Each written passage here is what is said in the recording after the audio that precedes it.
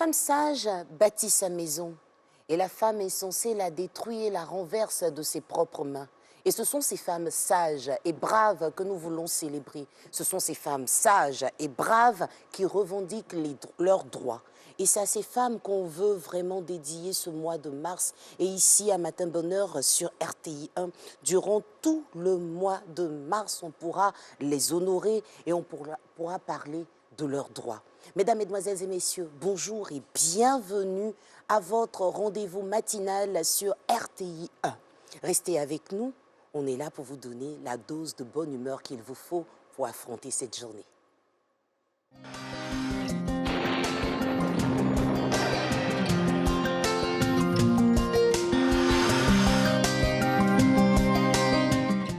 Bonjour, merci de nous suivre. Pour ce jour, la remontée des vents humides atténuera l'effet des vents secs au nord du pays. On aura du brouillard matinal ou de la brume humide en début de matinée à l'ouest, au centre et dans le sud-ouest. Le temps sera par la suite généralement nuageux. Sur le littoral, le temps sera nuageux avec possibilité de pluie matinale dans le sud-est. Les températures prévues pour la matinée, 23 degrés à Abangourou, 26 degrés à Abidjan, 25 degrés à Adiaké, 24 degrés dans les villes de Bondokou et Boaké, 22 degrés dans les villes de Bouna et Bondiali, 24 degrés à Daloa, 26 degrés à Dimbokro, 24 degrés à Gagnoua, 23 degrés dans les villes de Guiglo et Korogo, 21 degrés dans la ville de Mans, 15 degrés à Odiéné, 25 degrés dans les villes de San Pedro et Sassandra, 23 degrés à Soubré, 25 degrés à Tabou, 23 degrés dans les villes de Tiasalé et Touba, et enfin 25 degrés dans la ville de Yamoussoukro. Pour cet après-midi, un temps relativement ensoleillé sera présent sur l'ensemble du pays. Toutefois, des formations de nuages à caractère orageuse s'observeront sur les zones du sud forestier, de l'ouest, de l'est et du nord-est en début ou en milieu de période. Cette situation pourrait y entraîner des pluies localisées en fin d'après-midi. Les régions du littoral seront intéressées en fin de période par des pluies par endroits. Ailleurs, le temps sera partiellement nuageux. Les températures prévues pour l'après-midi, 34 degrés dans la ville de Abangourou, 32 degrés dans les villes de Abidjan et Adiaké, 37 degrés à Bondoukou, 36 degrés dans les villes de Boaké et Bouna, 35 degrés à Bondiali, 37 degrés à Daloa, 38 degrés à Dimbokro, 35 degrés dans les villes de Gagnoua et Guiglo, 38 degrés à Korogo, 37 degrés à Mans, 38 degrés à Odiéné, 32 degrés dans les villes de San Pedro et Sassandra, 35 degrés à Soubré, 32 degrés à Tabou, 34 degrés à Tiasalé et enfin 36 degrés dans les villes de Touba et Yamoussoukro. Merci de nous avoir suivis et passez une très belle journée sur la RTI.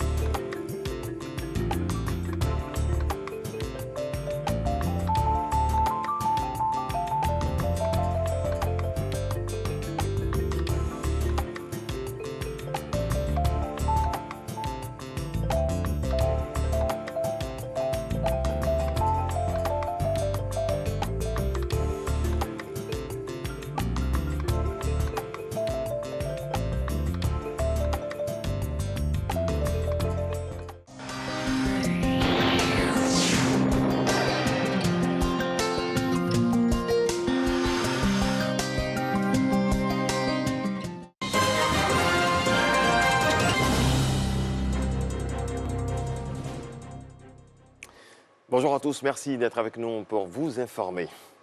La direction exécutive du Rassemblement des Oufoutistes pour la démocratie et la paix, RHDP, a été dissoute et remplacée par un secrétariat exécutif. Il est dirigé par le ministre Adama Bictogo, ancien directeur exécutif.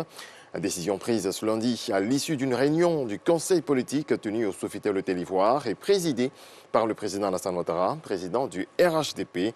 Alassane Ouattara a également annoncé la réactivation du directoire qui sera l'organe chargé de conseiller le président du parti sur les grands axes stratégiques et les grands choix également, et de s'assurer de la mise en œuvre de ces décisions. Voici un extrait du discours du président Alassane Ouattara. Aujourd'hui, je peux donc vous dire que la Côte d'Ivoire est en paix, comme vous le constatez partout sur le territoire national. Bravo à nos forces de défense et de sécurité, bravo à nos ministres de la Défense et de la Sécurité. Notre économie est en bon état et je dirais même qu'elle est florissante après le fort ralentissement causé par la pandémie de la Covid-19. Le taux de croissance attendu au cours de la période 2021-2025 dans notre programme de gouvernement est un taux de croissance moyen de 7,5%, ce qui est extraordinaire. Et je peux aussi affirmer la bonne nouvelle que toutes les institutions prévues par notre Constitution de novembre 2016 sont en place et opérationnelles. Je vous félicite, car nous devons être fiers du travail accompli par notre parti. En effet, après 3 ans et demi d'existence, le RHDP est aujourd'hui le plus grand parti de Côte d'Ivoire. Bravo à nous. En effet, nous avons 22 conseils régionaux sur 31, 144 conseils municipaux sur 201, 158 députés sur 255 et 78 sénateurs sur 99.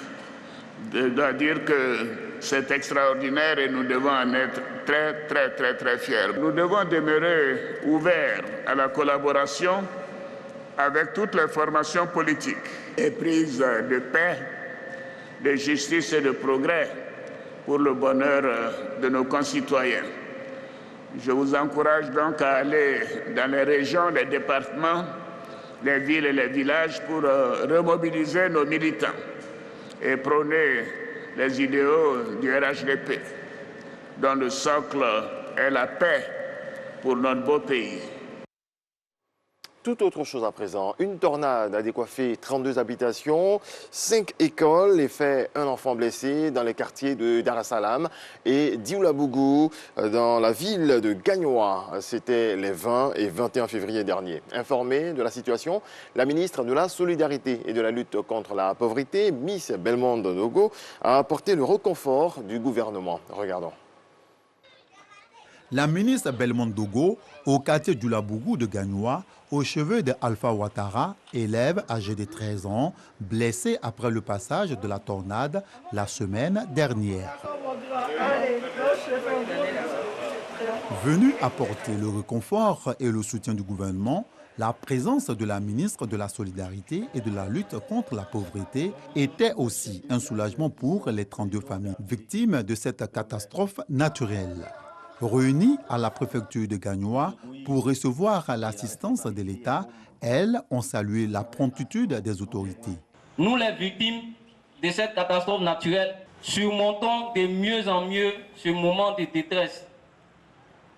Car nous avons, depuis un certain temps, des autorités qui pensent à nous, qui sont sans cesse avec nous. Des vivres, non-vivres et une assistance financière ont été remis à chaque famille sinistrée, le tout d'une valeur d'environ 9 millions de francs CFA. Une solidarité qui se manifeste toujours aux côtés des populations en pareille circonstance. Peu importe là où l'Ivoirien se trouve, lorsqu'il est frappé par un drame, le gouvernement est présent pour manifester la solidarité.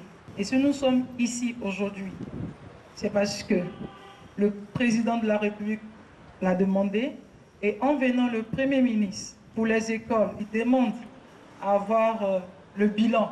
Nous devons aller vite pour permettre à nos enfants, qui sont vos enfants, de retrouver le chemin de l'école.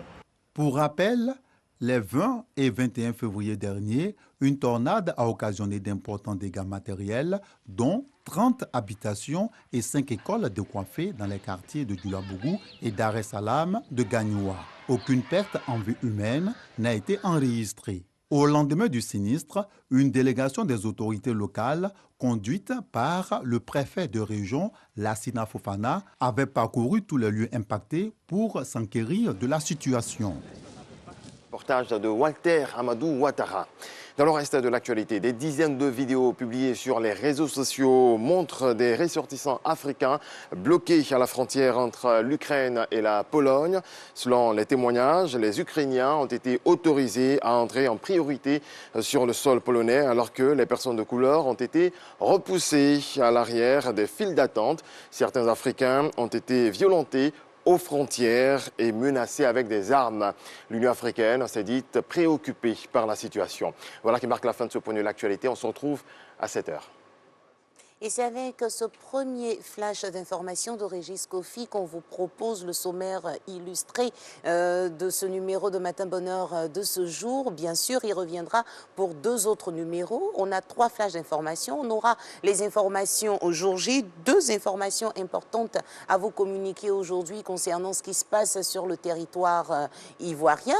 Combien ça coûte? On retrouvera nos différents produits vivriers avec les prix concernant la ville d'Abidjan et ses environs, les prix de l'intérieur du pays pas encore parvenus, et on va essayer de se mettre en forme, d'assouplir nos muscles avec la rubrique fitness. J'espère que vous avez de quoi bouger. La revue de presse sera en mode intégral aujourd'hui avec Renaud Kobia qui sera bien sûr accompagné d'un invité particulier ce jour. L'invité du jour nous parlera de harcèlement. Maître Vanessa Balleroux sera avec nous. On parle de la femme, on parle donc de certaines difficultés, de certains défis qu'elle doit relever souvent en entreprise. Malheureusement, elle est victime parfois d'harcèlement. Commençons tout de suite avec Information Jour J.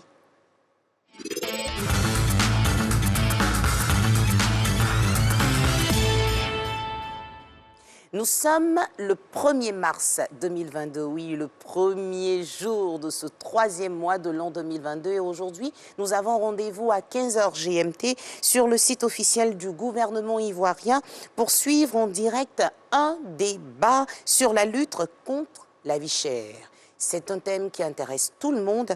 Il faut donc se connecter à 15h exactement sur le site officiel du gouvernement ivoirien pour tout savoir sur la lutte contre la vie chère. Et juste après, on parle de Mardi Gras. Mardi Gras est une période festive, c'est une période qui marque la fin de la semaine des 7 jours gras.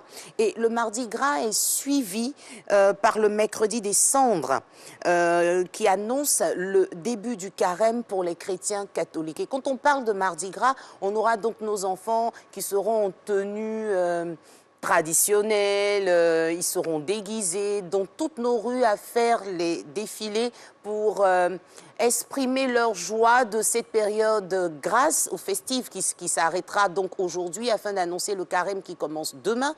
Et c'est pour cela qu'on voudrait attirer votre attention, amis automobilistes sur les routes. Attention, il y aura beaucoup d'enfants aujourd'hui dans nos rues parce que c'est Mardi Gras. C'était tout pour les informations jour J. Intéressons-nous à présent à nos différents produits vivriers. Combien ça coûte ?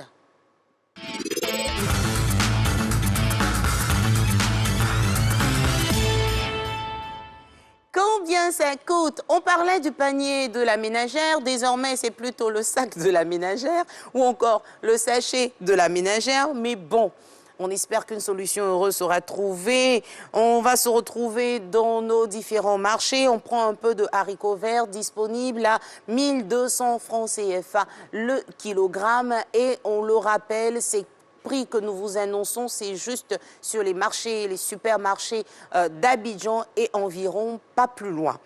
Le riz local, que j'adore, on pourra retrouver, c'est sûr, notre nutritionniste jeudi qui nous dira si on ne mange plus le riz le soir, qu'est-ce qu'il faut manger. Mais bon, le riz local, vous pourrez l'avoir à 500 francs CFA. Un peu de gombo, mesdames, mesdemoiselles et messieurs, à 600 francs CFA le kilogramme. Et le piment, d'après quelqu'un, pour faire circuler le sang, le piment à 1200 francs CFA. La tomate type salade pour ceux qui aiment les légumes, qui aiment consommer les légumes frais, à 900 francs CFA le kilogramme.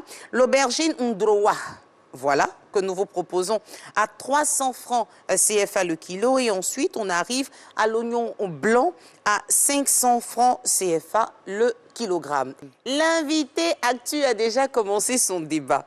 Il s'agit bien sûr de M. Nguessan Kwaku, qui est le président de l'Union générale des consommateurs. Bonjour. Bonjour. Merci d'être avec nous. Merci. Vous êtes tous souriants ce matin. Qu'est-ce qui se passe? Nous commençons le mois de mars, c'est le mois des femmes. Alors, que pensez-vous de la femme? Il faut sourire avec les femmes. Il faut toujours sourire avec les femmes. Bien sûr. C'est gentil de le dire, en espérant que vous allez désormais respecter nos droits, tous les hommes, bien sûr, cela s'entend. On veut que vos droits soient respectés, mais accompagnez les garçons à faire respecter vos droits. Non, l'homme reste toujours le chef. Il n'y a pas de souci, il n'y a pas de débat. Vous êtes les chefs, on le reconnaît. Nous vous serons à jamais soumises. Dommage pour celles qui ne le comprennent pas. On fera ce débat un autre jour, mais celui qui nous intéresse aujourd'hui, le thème qui nous intéresse aujourd'hui, c'est la santé publique et la gratuité ciblée. Oui, la gratuité ciblée. Le président de la République, le président Alassane Ouattara, en 2019, a vu la souffrance des femmes.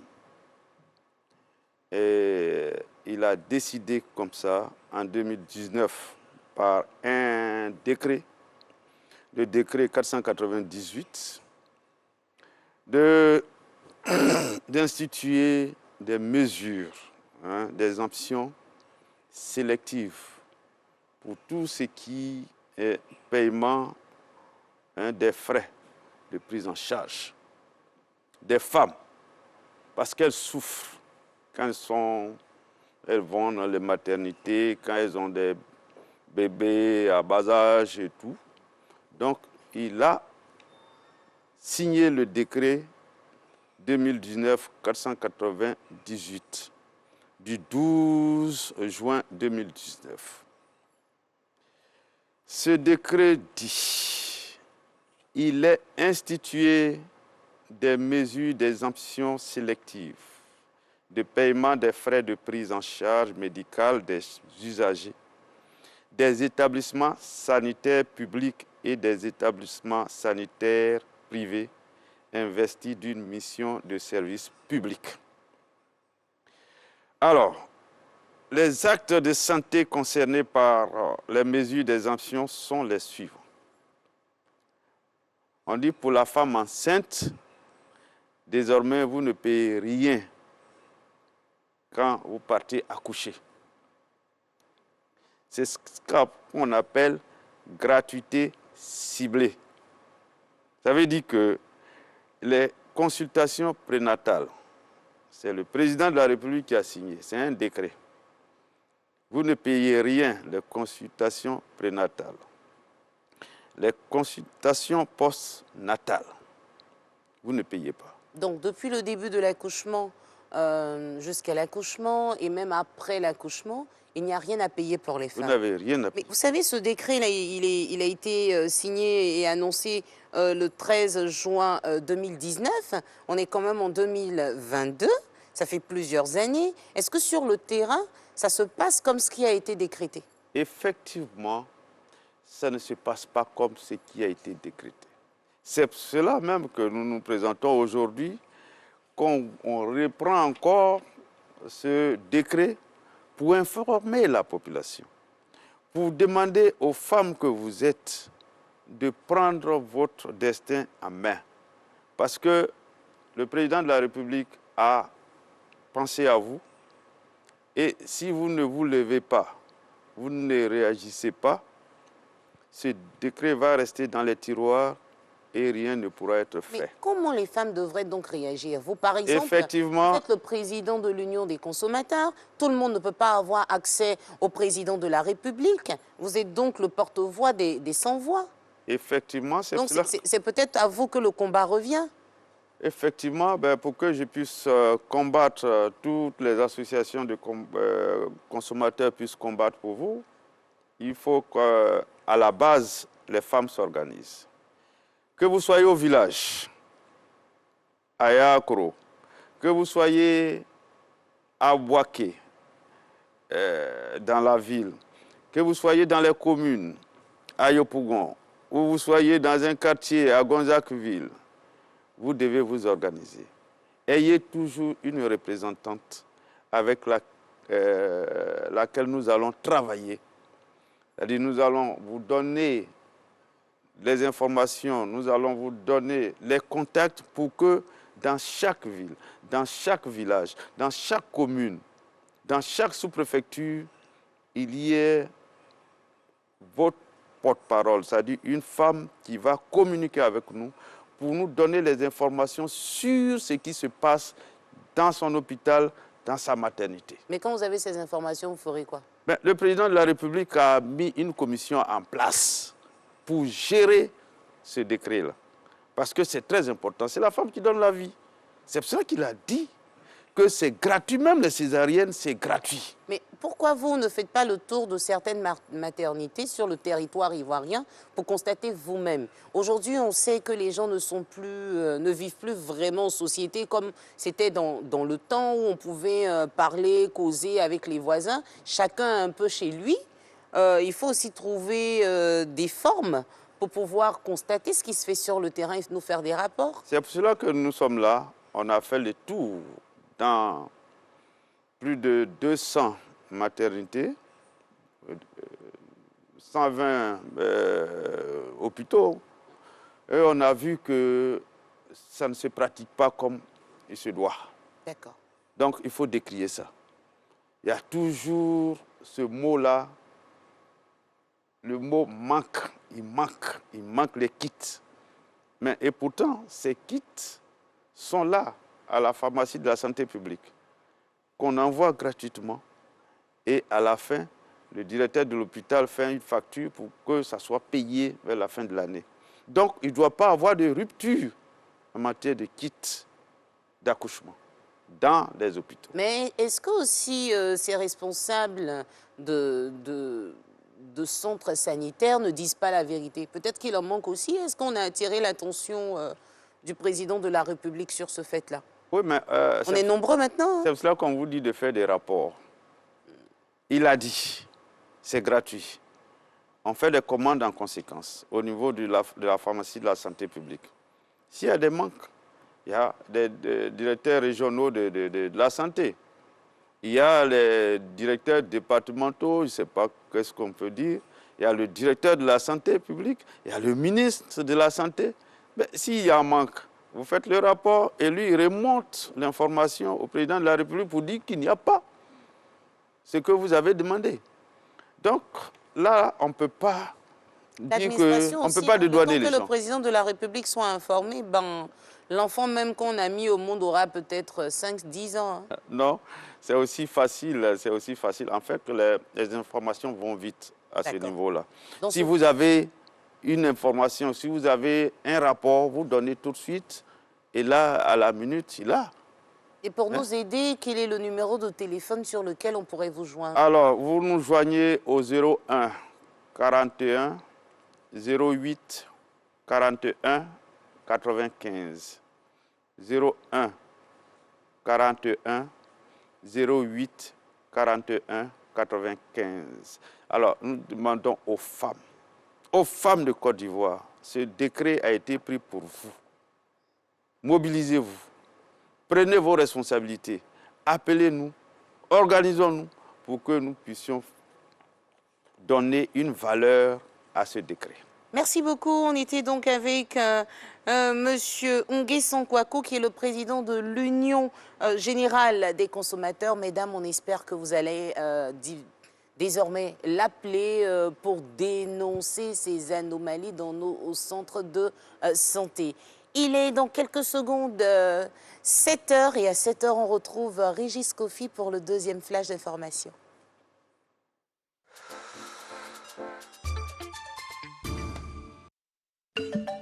danse, conte, art du cycle et de la marionnette, théâtre, slam, humour, musique, mode, street art. Massa 2022. Massa. 98 groupes sélectionnés, 10 sites privatisés, une quinzaine de scènes pour plus de 200 spectacles programmés. Du 5 au 12 mars 2022, le marché des arts du spectacle d'Abidjan vous ouvre ses portes gratuitement. Infoline 27 20 21 35 20. Massa 2022. Abidjan reçoit l'Afrique et le monde culturel. RTI, diffuseur officiel du Massa 2022.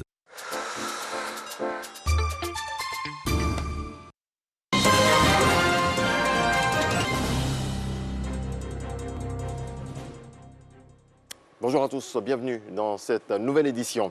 Les ferrailleurs d'Abobo installés à Abobo-Anador exhortés à poursuivre leurs activités sur le nouveau site de la casse d'Abobo-Ndoutré. Ils ont reçu la visite de leur maire, Kandia Camara, accompagné du ministre en charge de l'artisanat, Félix Anoblé. Le point de Didier Nguessan. Quand elle arrive sur le site de la casse d'Abobo-Anador des Guépis, Kandia Camara communue avec les ferrailleurs. À ses côtés, des membres du conseil municipal et Félix Anoblé, ministre de la promotion des PME, de l'artisanat et de la transformation du secteur informel. Le maire et la tutelle des artisans sont sans détour. La casse d'Anador n'a plus de raison d'exister. Après Anador, la délégation s'est rendue à la casse de Ndoutré. Ici, les 1646 magasins construits il y a 9 ans ont tous été attribués à des ferrailleurs qui n'y travaillent pas, malheureusement, et continuent d'opérer à Anador.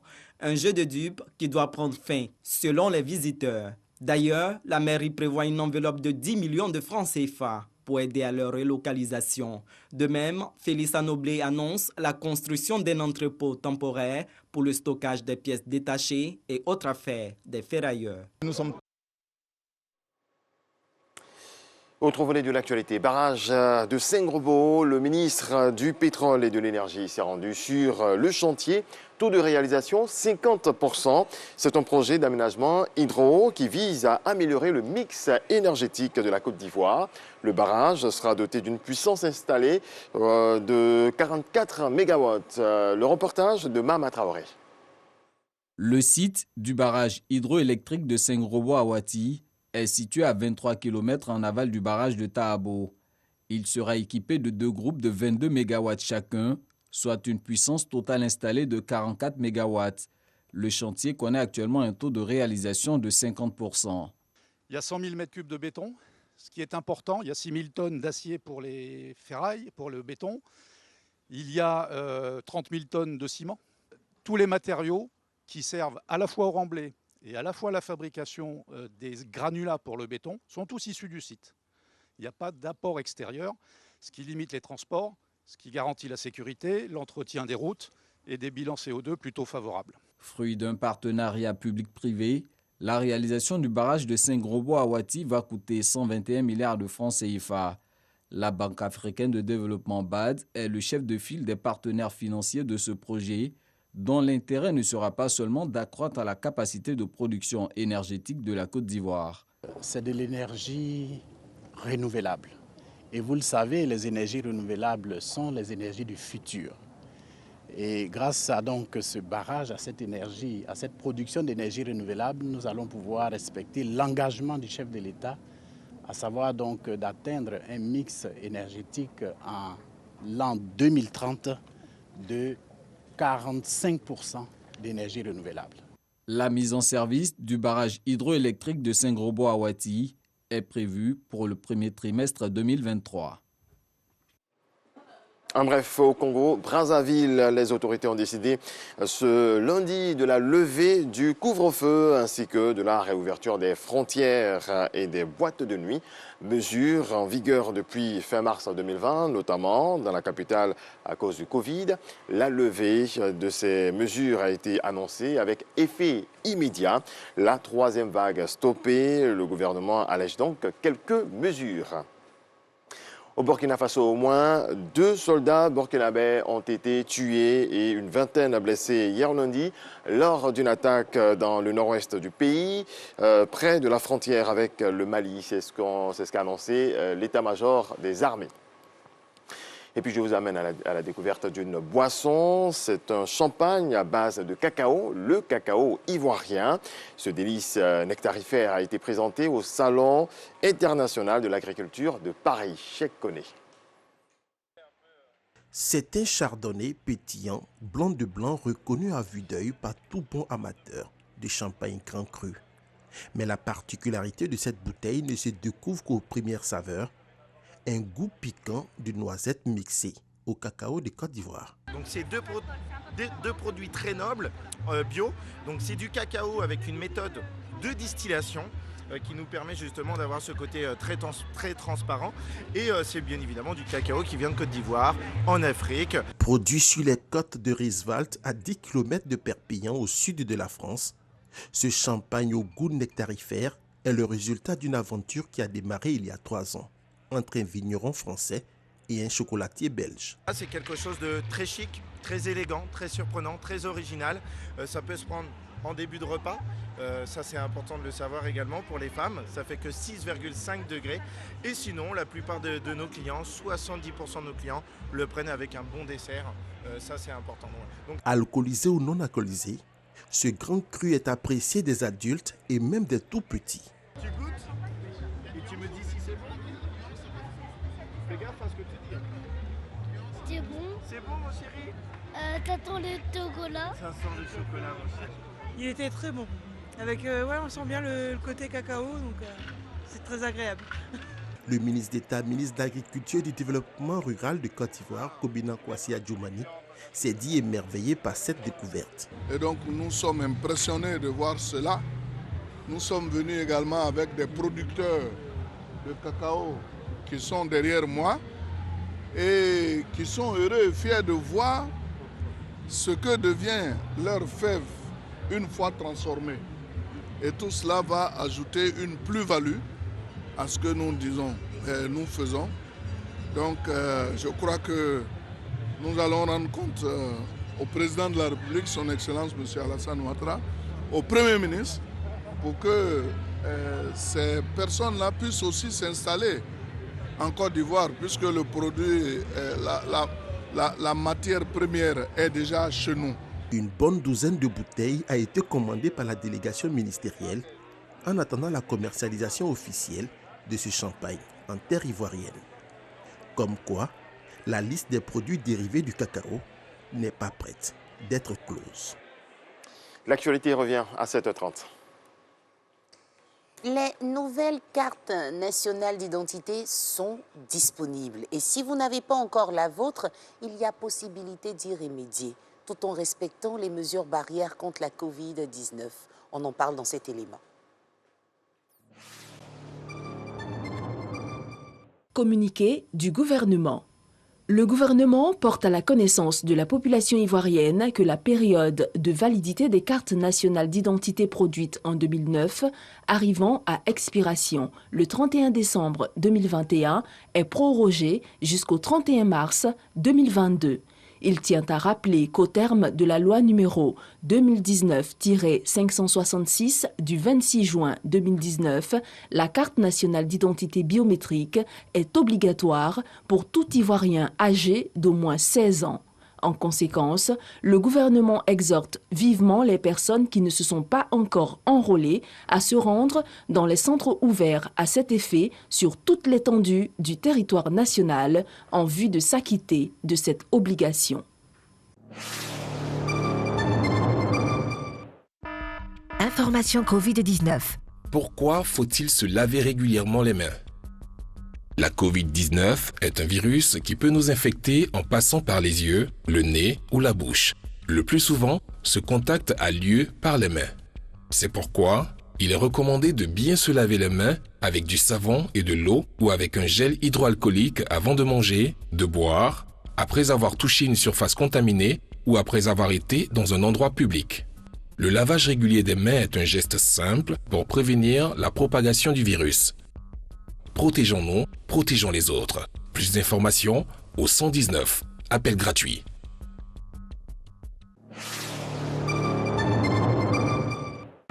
Information Covid-19. Pourquoi faut-il porter un masque de protection ? Le virus du Covid-19 est présent sur les surfaces infectées, mais surtout dans le creux du nez et de la bouche d'une personne contaminée qui fait la maladie ou pas. Le virus Covid-19 est présent dans les postillons ou microsalives que le malade distille lorsqu'il tousse ou lorsqu'il parle pour se propager une personne bien portante. À deux ou à plusieurs, dans les lieux publics ou privés, il nous faut tous porter le masque de protection car il permet d'empêcher l'éparpillement des microsalives infectées du malade et de bloquer l'inhalation de ces postillons par une personne saine. Le masque agit comme une barrière contre les gouttelettes expulsées des voies respiratoires. Pour être efficace, il doit bien couvrir le nez et la bouche. Pourquoi faut-il respecter la distanciation sociale? Un individu qui parle diffuse involontairement autour de lui des postillons salivaires qui peuvent atteindre jusqu'à 1 mètre de distance autour de lui. La Covid-19 se trouve dans les voies respiratoires de la bouche et du nez d'une personne infectée qui fait la maladie ou pas et peut ainsi se propager, porter par ces gouttelettes et contaminer une personne bien portante. Nous pouvons stopper la propagation de cette maladie en maintenant une distance sociale d'au moins 1 mètre entre nous et les autres, c'est-à-dire ne pas se serrer la main et ne pas se faire d'accolade. Protégeons-nous, protégeons les autres. Plus d'informations au 119, appel gratuit. Et bien sûr, nous revenons sur cette rubrique « Combien ça coûte ?» et cette fois-ci, nous allons nous retrouver dans nos différentes poissonneries. On parle maintenant de poissons soso importés et c'est à 2500 francs CFA le kilogramme. Quand je vois ce poisson soso, je pense à de l'atchéké ce matin aux environs de 10 h. Ouh, que c'est bon. J'aime la Côte d'Ivoire, on a les meilleurs mets au monde. Chez Char Importé, 1400 francs CFA le kilogramme dans nos différentes poissonneries. La carpe importée pour un bon poisson braisé à 2200 francs CFA le kilogramme. Le thon, le garba national, le poisson thon est à 1800 francs CFA le kilogramme. Après, je ne sais pas les amis, c'est quel thon? C'est le thon de tchèp blanc qui n'est pas salé là ou c'est le thon qu'on connaît pour le garba? Bon, on pourra vous donner l'information juste plus tard. Et on termine avec le maquereau importé à 1500 francs CFA le kilogramme. Certaines personnes continuent de dire que la Covid n'existe pas. Si vous saviez, il y a eu de millions de personnes qui sont parties. On a une révérence pour leur mémoire et leurs différentes familles. La Covid existe. Attention, respectons les mesures barrières et apprenons à nous protéger tout en protégeant les autres.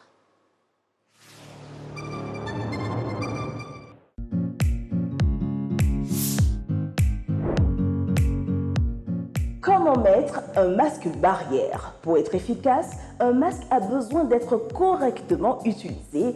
Veuillez donc suivre les étapes suivantes.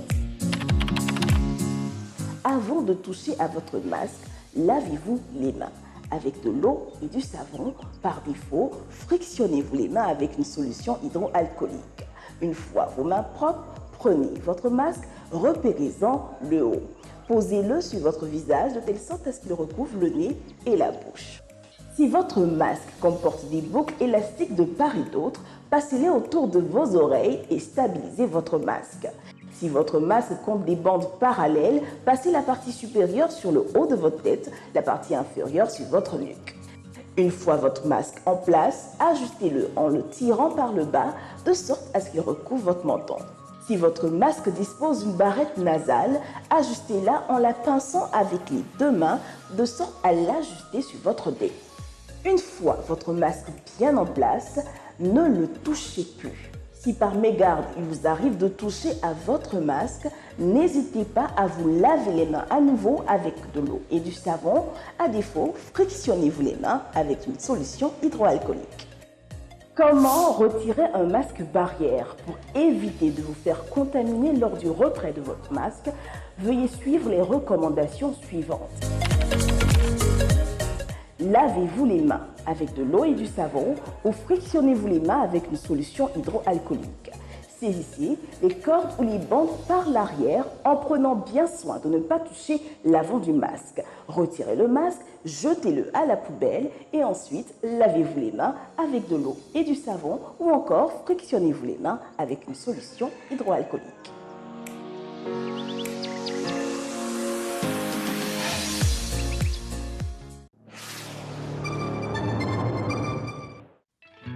Njani momu coronavirus wa ba menu. Iti esasaiun esasabenga meumwie dan ejina coronavirus. Atinga be kle e fe so atinsu. Benga be tuye foso yoli awa. Oni OMS. Bewan yo blek la sou e unzie sa nzwenu oni samla.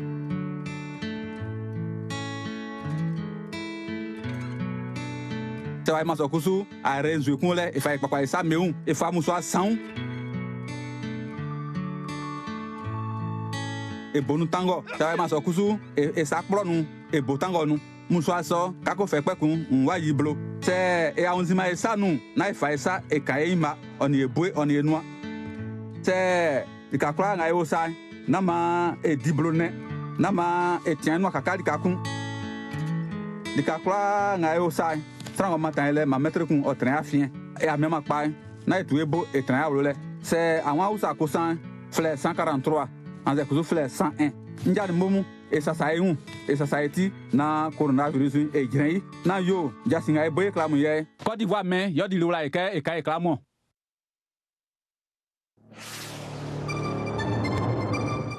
Anya ere kolosi ni wakati na ni coronavirus ye. Anya ere tanga kan sigi ɲɔgɔnw tanga ka fara ɲɔgɔn kan ka coronavirus kɛlɛ. Anya ni lamɛn ka ɲɛ k'an jogow yɛlɛma. Ni ye kunnafoni ye min bɔra anya minisiriso yɔrɔ min bɛ anya kɛnɛyako kunna ani dunuya tɔnba min bɛ kɛnɛyako kunna n'o ye OMS ye.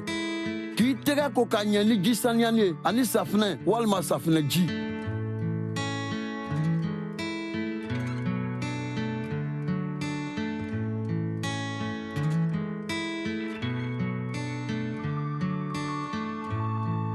N'i bɛ fɛ ka tuso walima ka sɔgɔsɔgɔ i jija musɔrɔni ye k'i bolo i bɛ sɔgɔsɔgɔ a kɔnɔ walima ka tuso k'a lafili kɔfɛ ka ɲɔgɔn tɛgɛ di ɲɔgɔn ma ka foli kɛ an y'o dabila an ye a tu dabila an ni ɲɔgɔn cɛ an ye kungo kɔnɔ sogow o minɛli walima k'o dumuni k'o dabila jama bɛ fara ɲɔgɔn kan yɔrɔ o yɔrɔ an y'o yɔrɔ tagali dabila mètre kelen an y'o don an ni ɲɔgɔn cɛ n'i bɛ yɔrɔ o yɔrɔ an y'an jija yaalaba nafa tɛ yaala min na an y'o dabila n'i bɛ fɛ ka kunnafoni sɔrɔ weleli kɛ 143 walima 101 an y'an yɛrɛ tanga ka sigiɲɔgɔnw tanga ka fara ɲɔgɔn kan ka coronavirus kɛlɛ nin ye kunnafoni ye min bɔra an ya gouvernement yɔrɔ.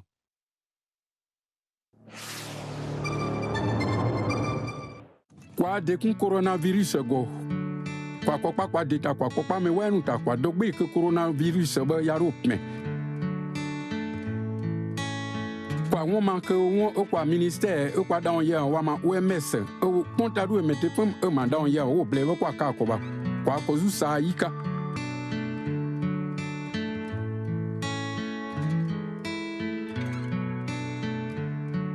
kwa ko zu sa yi de o su we na gwe kwa ma kwa ko zu ka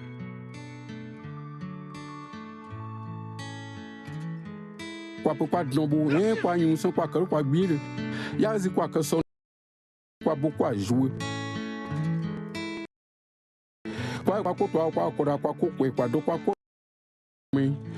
me wa ro lu kwa zuro ba truka wika bri wika baro ape ugbe karo lu kwa de dogu va zuro pepe de kwa ba ke kwa yun kwa ko kre karo ni ra ka te negu on a blâmé puis tout le monde 143 ou 101 ande. Il est 7h30 sur RTI1. C'est l'heure du troisième et dernier flash d'information avec Régis Kofi.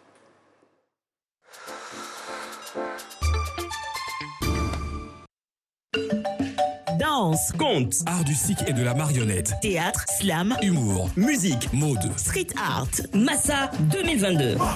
98 groupes sélectionnés, 10 sites privatisés, une quinzaine de scènes pour plus de 200 spectacles programmés. Du 5 au 12 mars 2022, le marché des arts du spectacle d'Abidjan vous ouvre ses portes gratuitement. Infoline 27 20 21 35 20. Massa 2022. Abidjan reçoit l'Afrique et le monde culturel. RTI, diffuseur officiel du Massa 2022.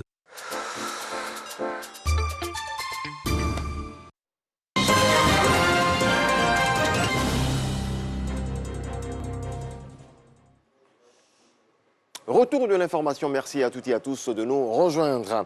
Difficile de se rendre dans la cité des affaires au plateau en ce moment. En cause plusieurs chantiers en cours en vue d'améliorer la mobilité urbaine. Si les automobilistes se plaignent de la lenteur du trafic, ils sont cependant conscients que ces travaux sont pour une bonne cause. Constat sur place avec Alexis Ouedraogo. Abidjan est en chantier. De grands travaux qui impactent le trafic routier avec chaque jour des files d'embouteillage de plus en plus longues. Là-bas, je viens de sortir, vous voyez l'heure là, à laquelle je sors. Je vais faire au moins 1h30, je sors. Oh, j'ai un rendez-vous. Je fais comment? Je travaille à Trashville, je vais arriver à 11h midi. Je vais travailler combien de temps? Si tu as un rendez-vous à 8h, il faut sortir à 5h. Tu as un rendez-vous à midi, il faut sortir à 9h. C'est extrêmement difficile. Des Bampé à Cocody en passant par le plateau et Bingerville, circuler est difficile et le gouvernement en a bien conscience. Comme nous sommes en pleine ville et il y avait déjà beaucoup d'embouteillages, ce sont ces embouteillages-là que nous voulons régler, évidemment, on est obligé à un moment donné de faire des interruptions donc, de voies pour pouvoir construire ces ouvrages-là. Nous en sommes bien conscients. C'est pour ça qu'en rapport avec le ministère des Transports, nous avons mis en place un plan de circulation pour que la construction de ces ouvrages-là n'impacte pas trop négativement la vie des populations. Et si l'impact des travaux est si perceptible pour les usagers, c'est que la tâche pour doter la capitale économique d'infrastructures routières modernes est grande. Il y avait le premier pont, pont Fouet, deuxième pont, pont de Gaulle, troisième pont, le pont HKB, le quatrième pont qui est en construction entre Adjamé et Yopougon, et là, il y a le cinquième pont sur lequel nous sommes, qui va permettre donc de Saint-Jean de relier directement donc le plateau vers la cathédrale. Il a plu au Premier ministre Patrick Achi récemment de lancer la troisième voie donc de l'échangeur de l'amitié ivoiro-japonaise. Donc lorsque cette voie sera terminée, tous ceux qui quittent l'aéroport, c'est-à-dire Makuri pour aller vers Trècheville, passeront beaucoup plus haut.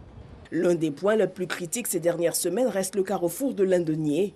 Ce croisement est utilisé par plusieurs pour rejoindre le centre des affaires, le plateau. Lindenier enregistre un trafic de près de 170 000 véhicules jour. Nous avons vu avec nos équipes, nous pensons que d'ici mi-avril, la circulation va être considérablement améliorée au niveau donc, du carrefour de Lindenier. Les ouvrages ne seront pas terminés, mais les Ivoiriens circuleront un peu mieux à ces endroits. Nous sommes obligés de construire ces ouvrages-là pour que les Ivoiriens circulent mieux, mais pendant la phase de travaux, nous savons qu'il y a quelques désagréments, mais on doit tout faire pour amoindrir ces désagréments.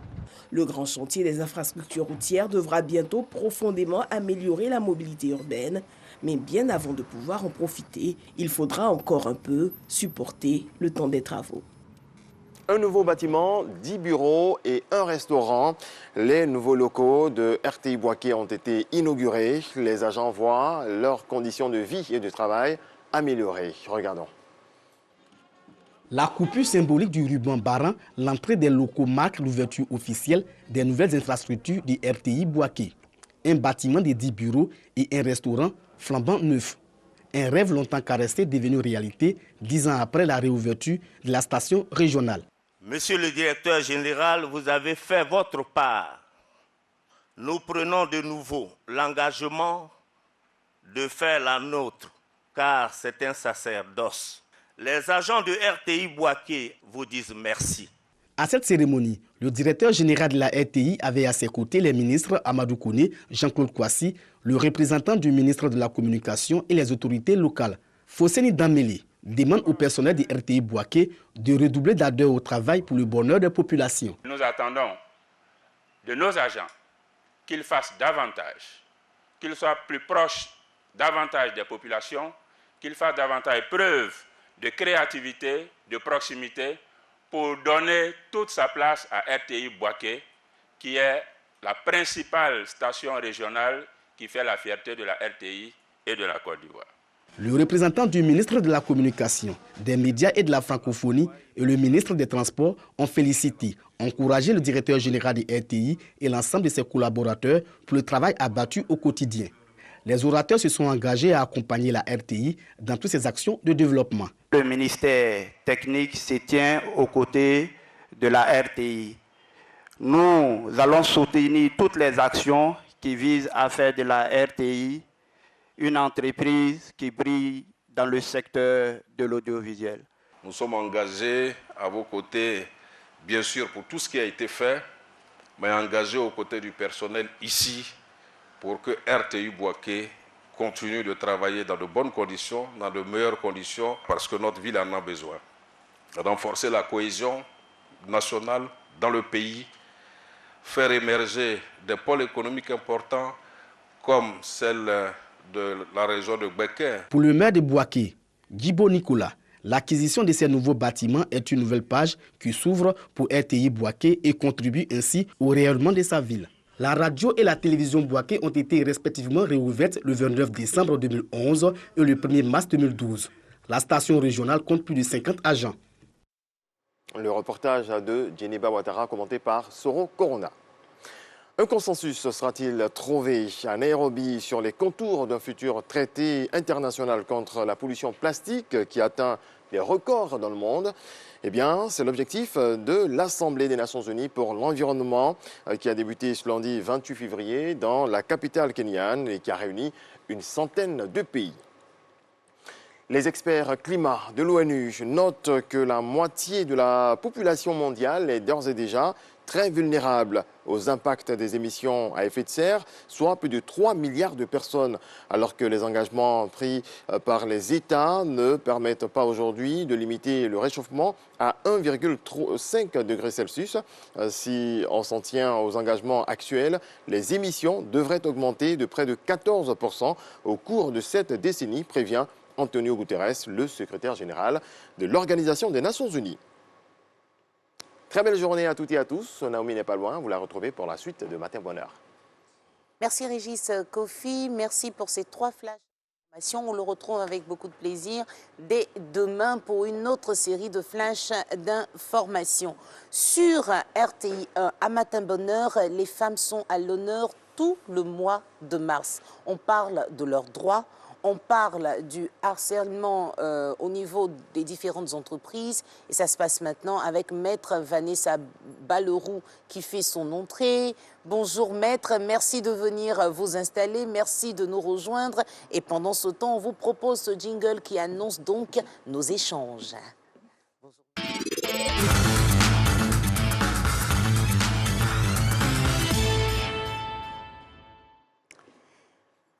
Ah, c'est un sujet délicat.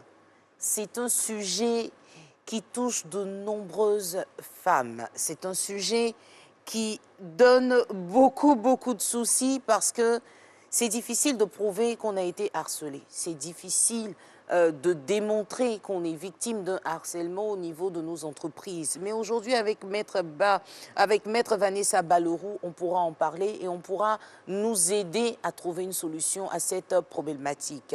Maître Vanessa Balleroux, vous êtes avocate et avec vous, aujourd'hui, on parle harcèlement moral au niveau du travail. Bonjour et merci d'être avec nous. Merci à vous.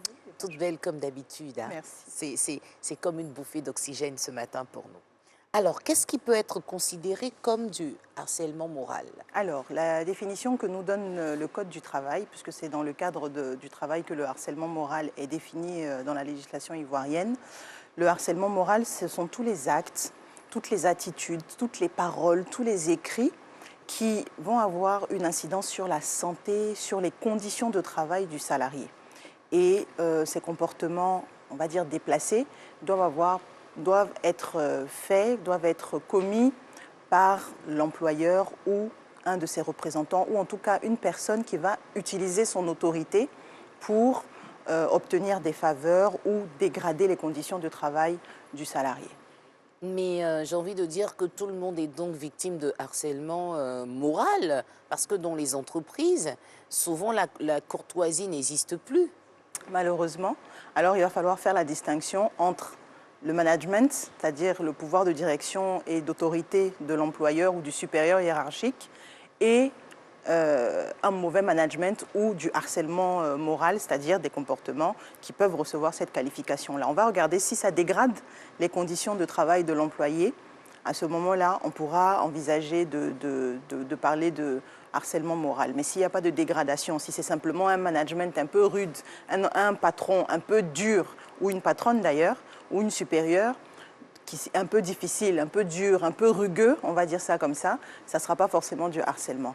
Le harcèlement, c'est quand ces agissements sont répétés, ce sont des intimidations, même des attitudes. Hein.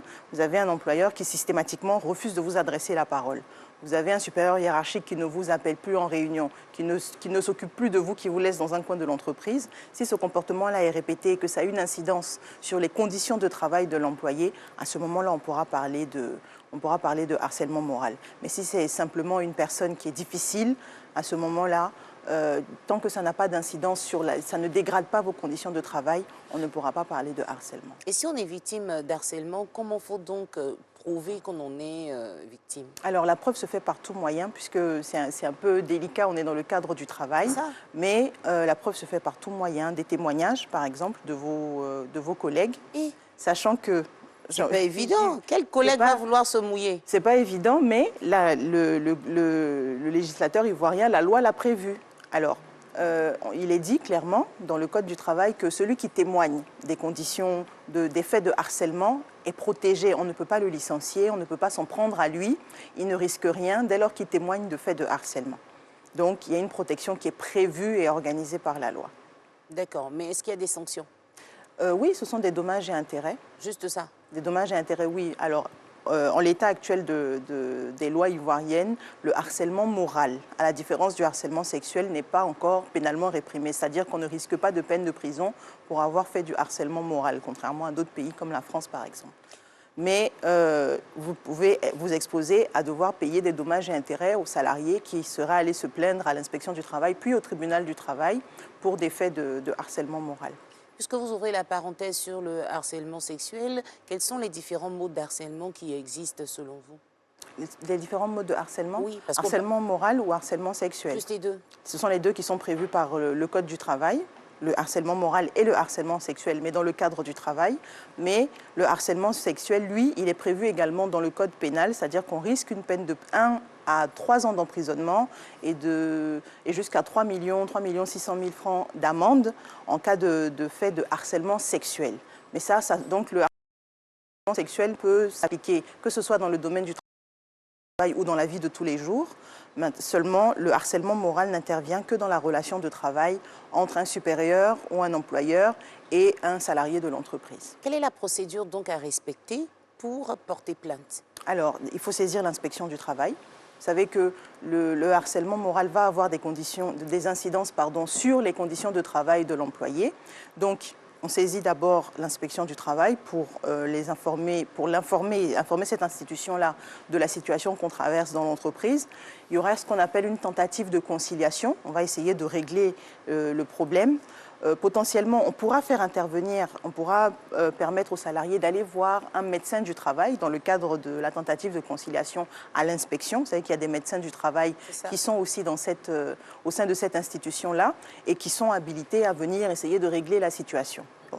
Donc, si on ne trouve pas de solution au niveau de l'inspection du travail, à ce moment-là, le dossier est transmis au tribunal du travail, qui va lui aussi tenter une conciliation. Et s'il n'y a pas de conciliation, l'affaire ira devant le tribunal pour être tranchée. Finalement, ça doit être long? Ça peut être long, oui. Après, ça dépend du tribunal devant lequel vous vous trouvez. Mais ça, c'est le cours, j'ai envie de dire, habituel des affaires en justice. Ce n'est pas simplement parce que c'est du harcèlement moral que ça met plus ou moins de temps qu'un autre dossier de droit du travail. Harcèlement moral au niveau du travail. Comme je l'ai dit, c'est un sujet délicat. Et pour le prouver, tout à l'heure, vous étiez en train de dire par tout moyen. Est-ce qu'aujourd'hui, on n'a pas forcément le droit d'enregistrer? On n'a pas aussi la possibilité d'être rassuré du témoignage de nos collègues. Donc, il y a des personnes qui souhaitent, qui préfèrent ne rien dire et subir. Alors, c'est vrai que il y a une problématique autour de la preuve, ça j'en conviens tout à fait, et surtout dans le monde du travail où il y a ce rapport de subordination, il y a ce rapport d'autorité là qui fait que c'est difficile pour un salarié qui vit cette situation-là de pouvoir rapporter les faits. Mais après, ça peut se déduire même d'une situation objective, sans que vous n'ayez à collecter la preuve, sans que vous n'ayez à enregistrer, ou vous avez des écrits. Si vous avez un employeur qui vous envoie des messages ou des mails extrêmement désagréables, vous avez ces mails-là, vous avez la possibilité de les imprimer, généralement, ça ne se fait pas par écrit. Généralement. Mais par exemple, vous avez la Cour d'appel d'Abidjan a déjà jugé une affaire où la salariée avait reçu plusieurs demandes d'explication. Son employeur lui envoyait des demandes d'explication intempestives comme ça, plusieurs à la suite, sur les mêmes faits. À chaque fois, elle répond, on lui repose les mêmes questions, elle répond de nouveau, on lui repose encore les mêmes questions. Et bien la Cour d'appel d'Abidjan a jugé que le fait de multiplier les demandes d'explication là rentrait dans le cadre d'un harcèlement moral et elle a eu des dommages et intérêts qui lui ont été alloués, sachant que en première instance, le tribunal avait estimé qu'il n'y avait pas de harcèlement moral. Mais et si finalement on tombe sur un employeur qui a les moyens de payer à chaque fois les dommages et intérêts? Parce que je veux dire, je suis accusée d'être un harceleur ou une harceleuse, est-ce que ça se dit? Et à chaque fois j'ai les moyens de m'en sortir.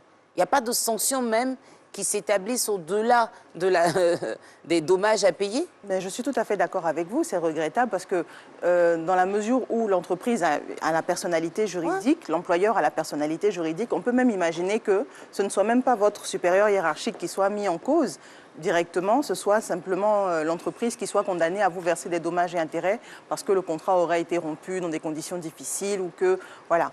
Donc, dans ces cas-là, moi je pense qu'il serait bien qu'on fasse évoluer la législation et que le harcèlement moral puisse rentrer aussi dans le cadre des infractions, des délits, pour être puni pénalement. Peut-être qu'à ce moment-là, ça ferait réfléchir un certain nombre de personnes. Parce qu'il y a des gens qui ont été après victimes de blackout, tout ça? Exactement. Donc il y a une vraie problématique, effectivement, autour de la question de l'évolution de carrière après un départ d'une entreprise après avoir dénoncé des faits de harcèlement moral. Donc c'est vrai qu'il y a un équilibre à trouver, c'est difficile à prouver, c'est difficile de dénoncer ce type de fait-là, mais il ne faut pas manquer de le faire parce que souvent, une personne qui harcèle ne vous harcèle pas que vous. Il y a plusieurs personnes qui sont dans ce cas-là, mais si vous n'en parlez pas, vous ne saurez pas qu'il y a potentiellement d'autres personnes qui en sont victimes. Donc il faut dénoncer, il ne faut pas hésiter à le faire. C'est bon pour vous sur le moment, mais ça sera bon pour d'autres personnes qui pourront en bénéficier aussi. Et puis, au niveau des entreprises, je voudrais signaler qu'il y a des obligations en matière de préservation de la sécurité des salariés, mais aussi de la santé. Donc, il ne faut pas mettre ça de côté en se disant c'est ce manager-là ou ce chef-là ou ce chef de service-là qui est compliqué, on va le laisser comme ça sur le bord du chemin. Non, vous, en tant qu'employeur, en tant que dirigeant de l'entreprise, vous avez des obligations envers vos salariés. Il ne faut pas laisser ce genre de situation-là perdurer. Il ne faut pas laisser ce genre de situation-là continuer parce que ça cause des soucis de santé, tout simplement. Ça dégrade les conditions de travail, mais la dégradation des conditions de travail va avoir une incidence aussi sur la santé du salarié qui va être stressé, qui peut avoir mal au dos, qui peut développer plein de pathologies parce que son esprit n'est pas tranquille quand il vient au travail et qui subit les agissements de son supérieur ou de son employeur. Mais là, on parle de harcèlement moral de la part de l'employeur, mais il y a aussi des employés qui harcèlent moralement. Alors, on va en parler tout à l'heure, on va marquer une pause parce qu'ici, l'information continue. On retrouve Renaud Kobia pour Info Continue.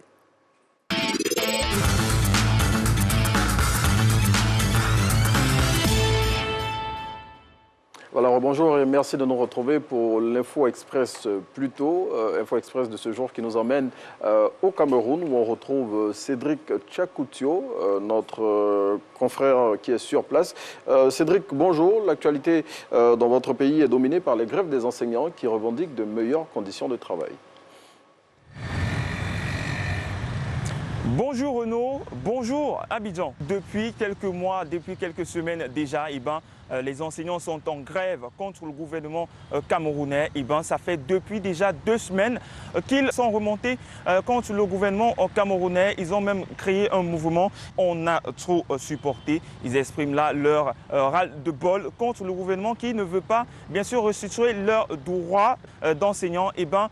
À cela s'ajoute bien évidemment le soutien des hommes publics, le soutien des blogueurs, le soutien des artistes pour dire au gouvernement d'arrêter tout cela et bien sûr de soutenir les enseignants parce que sans les enseignants, Renaud, il faut le savoir, nous Camerounais, nous journalistes également, nous ne sommes pratiquement rien parce que sans l'enseignant, on ne peut rien y faire. Il faut ajouter à cela qu'il y a déjà quelques semaines de cela, un enseignant s'est vu par une vidéo qui s'est avérée virale sur la toile, complètement tabassé un élève qui malheureusement n'écoutait pas ses conseils. Avec ce cas-là, on espère vraiment que le gouvernement restera et penchera toujours sur le cas des enseignants. Cédric, Le choléra continue de faire des victimes dans votre pays. Déjà 35 morts et 1242. Et oui, Renaud, c'est depuis le 14 février dernier, 4 régions des 10 régions au Cameroun sont touchées par le choléra. On parle là de plus de 1242 cas. Le ministre de la Santé publique au Cameroun parle des régions du littoral, du sud, de l'extrême nord et bien sûr du sud-ouest. On parle bien sûr, c'est-à-dire que l'épidémie est progressivement partie par rapport aux derniers chiffres communiqués par le ministre de la Santé publique. Pour ce faire, les autorités administratives et bien sûr les autorités sanitaires restent mobilisées pour gérer la situation, notamment avec des kits d'eau potable mis à la disposition des communautés affectées. Aussi le gouvernement qui tire l'alerte et la sonnette au rouge pour prévenir la population au Cameroun de faire très attention parce que cette épidémie est vraiment franchement dangereuse. Voilà donc de l'actualité Renaud. On se retrouve demain pour une autre information et même ici au Cameroun. Voilà, merci à Cédric et on espère que les choses vont rentrer dans l'ordre au niveau sanitaire dans votre pays. C'est ici qu'on s'arrête, Naomi. Merci. Merci beaucoup Renaud, mais s'il vous plaît, restez quelques secondes. Tout à l'heure, j'étais tellement émue, je ne trouvais pas les mots juste après la revue de presse en mode intégral, quand j'entendais le doyen Honora Deyedagne parler de ma petite famille et moi, de mon époux et moi. Franchement, faut lui transmettre nos remerciements. On n'avait pas assez de temps, il fallait partir au flash, mais vraiment, ça fait plaisir. Un doyen comme ça, parler de nous, parlons de nous en parlant de lumière, Seigneur. Je crois que j'ai réussi. Hein. Je transmettrai. Merci beaucoup, Renaud. Et puis, on se retrouve demain pour... Demain, bon, on dira si c'est l'Info Express ou l'Info Continue. Mais en tout cas, il y aura la revue de presse. Mais ça, c'est la revue de presse classique. Oui, le classique de la revue de presse. Ça marche. Et notre gardien? Ah oui, il va bien. Il va bien. Et on espère que les choses vont s'améliorer en ce qui le concerne, en tout cas pour sa situation. Ça marche. Avant de vous laisser partir, vous avez le pagne? Ouais, mais le pagne, hier, on était en violet et rose. Aujourd'hui, j'ai du bleu. C'est plus pour les dames que pour les hommes. Mais les hommes portent aussi pour dire que nous sommes là pour revendiquer les droits des femmes, pour les aider à s'épanouir sur le plan professionnel. On a ouvert la voie. On vous a même aidé, on vous a poussé. Portez le pagne. C'est de harcèlement moral. Parce que vous démontrez même que vous n'êtes pas d'accord. Je peux mettre là, il ne faut pas dire des choses pareilles. Harcèlement moral, c'est de ça que nous parlons. Renaud, merci beaucoup. À demain. Mais en fait, on parlait tout à l'heure de harcèlement moral. On a pris le cas de l'employeur qui harcèle les employés. Mais et quand c'est l'inverse, comment ça se passe? Alors, en l'état de notre législation, il ne peut pas y avoir de harcèlement d'un employé vers son employeur ou son supérieur. Il faut un lien de subordination, c'est-à-dire qu'il faut que la personne qui commet le harcèlement profite de sa situation d'autorité sur l'employé pour le faire. Or, dans les liens de travail, il n'y a pas d'autorité de l'employé sur son employeur, en principe. Donc, dans ces cas-là, mais il ne faut pas imaginer que ça reste comme ça sans sanction. Hein. Bon. Voilà. Alors, on va examiner différentes possibilités. Vous pouvez avoir un employé, par exemple, qui a une information sur son employeur ou son supérieur et qui en profite pour lui demander des avantages. C'est ça. On va lui dire, attention, donnez-moi ceci parce que sinon je dénonce ou sinon je ferai savoir que, etc. Alors, on peut aller sur une autre qualification qui s'appelle la tentative ou l'extorsion, hein, de fonds, par exemple, ou demander un avantage financier en contrepartie de votre silence, etc. Mais de manière générale, on peut même imaginer d'aller sur une autre incrimination qui s'appelle la voie de fait, c'est-à-dire le fait d'infliger des violences à quelqu'un qui ne sont pas physiques, mais qui sont de nature à impressionner la personne. Mais on ne pourra pas aller sur la qualification de harcèlement moral, déjà parce qu'elle n'existe pas en matière pénale, et aussi parce que dans le cadre du travail, la définition qui nous est donnée inclut le fait qu'il y ait l'exercice d'une autorité du harceleur sur la personne harcelée.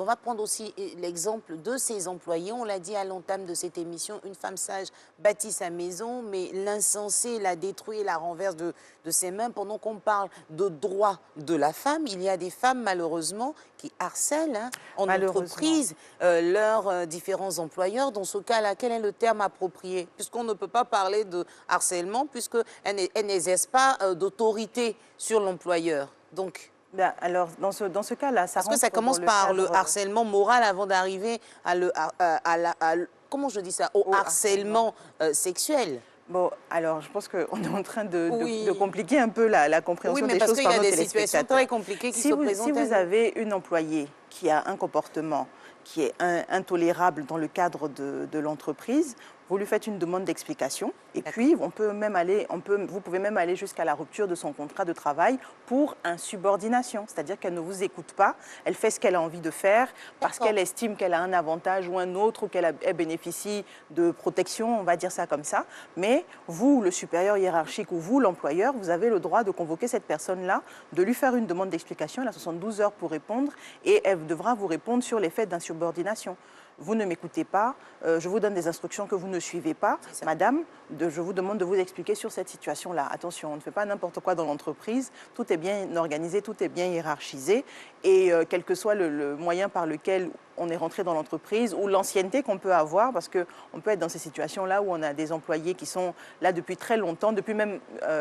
beaucoup plus longtemps que le supérieur hiérarchique et qui n'entendent pas appliquer les instructions qui leur sont données. Attention aux demandes d'explication pour insubordination, voire au licenciement pour insubordination. Tout cela pour dire, peu importe la situation que nous traversons, même si on la pense très complexe, il faut simplement nous rapprocher d'un avocat qui pourra nous dire le terme exact, la procédure exacte à respecter afin de pouvoir travailler librement dans les meilleures conditions morales en entreprise. Et pour retrouver l'ordre des avocats, on passe par quel moyen? Alors, vous pouvez retrouver l'ordre des avocats déjà sur Internet. Il y a un site Internet avec toutes les informations, mais surtout, la maison de l'avocat se trouve aux 2 plateaux, juste derrière l'ENA à Abidjan. Et puis, dans les différentes juridictions, à Abidjan, vous avez des salles des avocats. Il ne faut pas hésiter à se rapprocher de ces différentes salles des avocats au plateau, à Yopougon ou au tribunal de commerce et à la cour d'appel de commerce. Merci maître pour votre présence sur ce plateau. Merci pour ce thème qui, nous sommes sûrs, a fait beaucoup de bien à certaines personnes qui se disent ce n'est pas possible d'en sortir. Et oui, il y a une solution. Il faut juste contacter les différents avocats, exposer votre problème et une solution heureuse sera trouvée. Nous avons rendez-vous à 15 h sur le site officiel du gouvernement pour suivre le débat très important sur la lutte contre la vie chère. C'est à 15 h GMT et aujourd'hui c'est Mardi Gras. Alors mes frères musulmans, ce qu'on va faire, il faut juste vous rappeler que le carême chrétien catholique commence demain. Et pour rompre le jeûne, c'est aussi avec de la bouillie. Hein. Donc n'oubliez pas les sucres, parce que nous on vous en donne. Il faut aussi faire la balle retour, s'il vous plaît. Et donc aujourd'hui, pour Mardi Gras, on aura les enfants qui seront bien habillés, qui vont festoyer dans nos rues. Automobilistes, s'il vous plaît, de grâce, attention sur nos voies. Et allons tout doucement avec ces enfants-là qui seront dans toutes nos rues pour célébrer Mardi Gras. C'est ici qu'on met un point final à Matin Bonheur de ce 1er mars 2022. Mesdames, n'oubliez pas de prendre vos pagnes. Plusieurs coloris sont à votre disposition pour vous rendre belle ce jour du 8 mars où nous devons célébrer les droits de la femme. Merci de nous avoir suivis. À demain.